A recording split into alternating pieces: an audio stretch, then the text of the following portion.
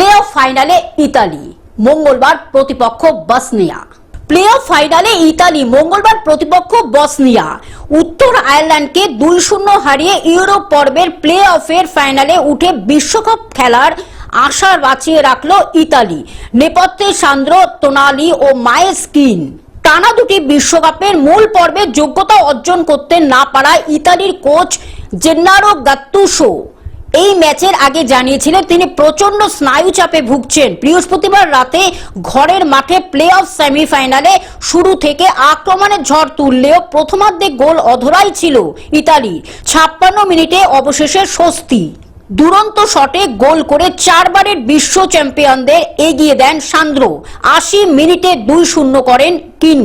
Bureau report, globe news. এখন থেকে globe TV দেখুন আপনার স্মার্টফোনেও। গুগল প্লে স্টোর অথবা অ্যাপল স্টোর থেকে ডাউনলোড করুন গ্লোব টিভি লাইভ অ্যাপ। এছাড়া জিও টিভি অ্যাপ থেকে দেখুন গ্লোব টিভি লাইভ।